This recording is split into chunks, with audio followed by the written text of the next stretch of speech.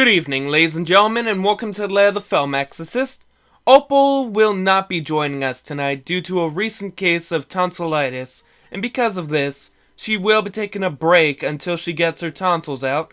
So, I'm sorry to say, but you're stuck with me, just like before.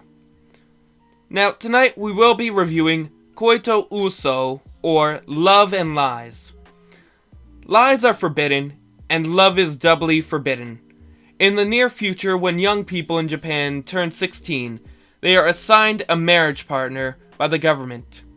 People don't have to go through the trouble of looking for someone, and everyone accepts the country will find a compatible partner to make them happy. Yukari Nejima is 15 years old.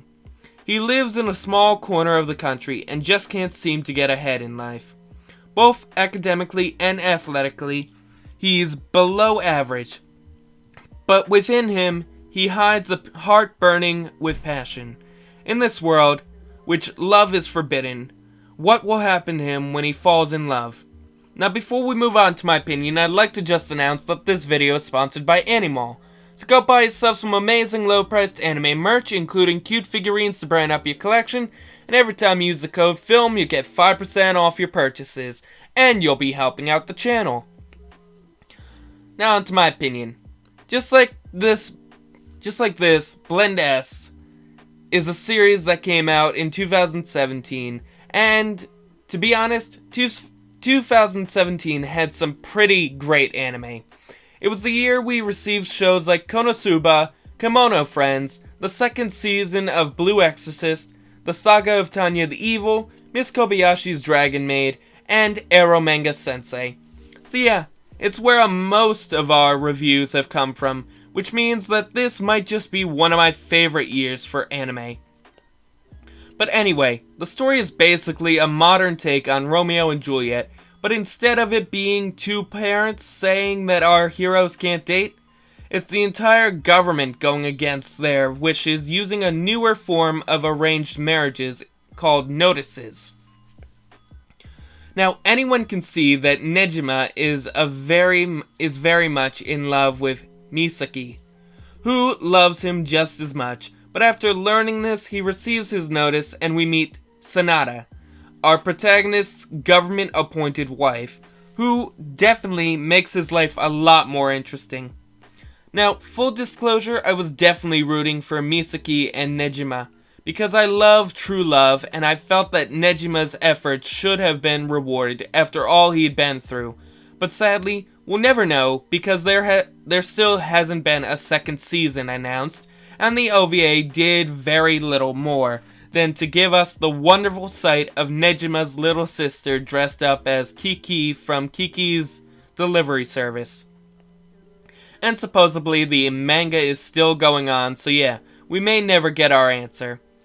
Oh, and did anyone else think that maybe Nisaki might have also been in love with Nejima after that time he kissed him?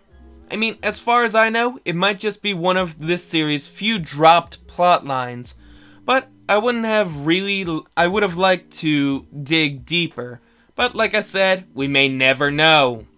Thanks, studio.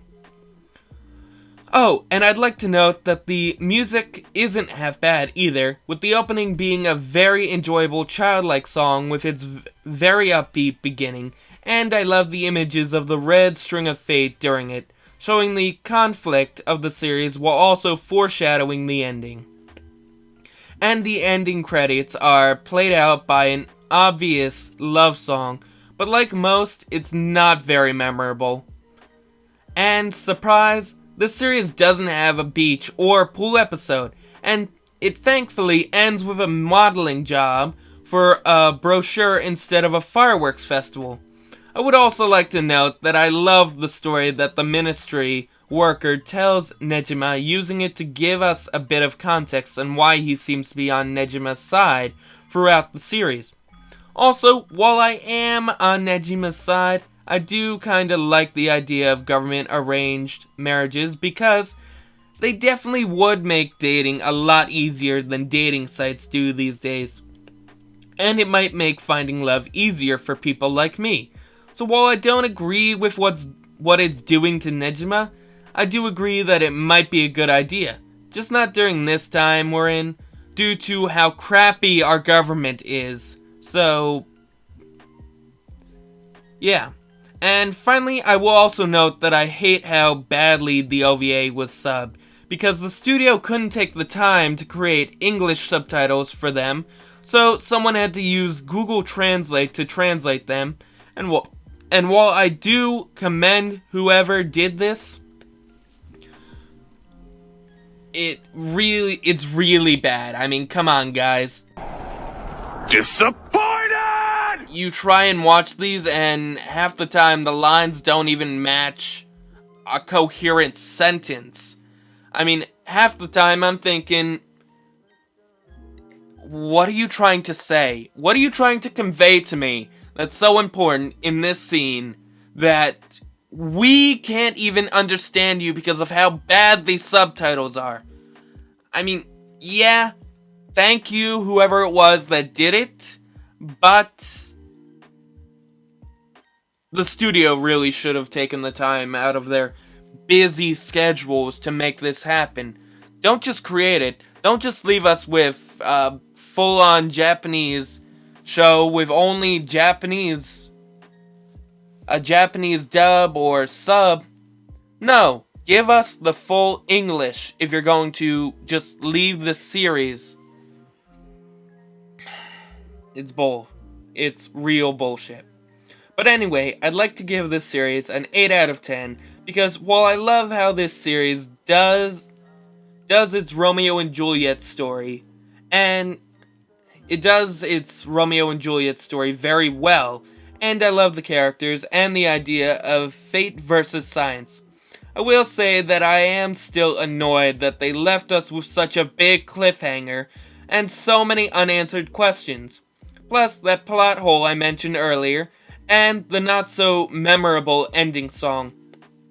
And as Opal's expressed to me, there seems to be way too much drama at some points, especially with how long it takes them to make a decision.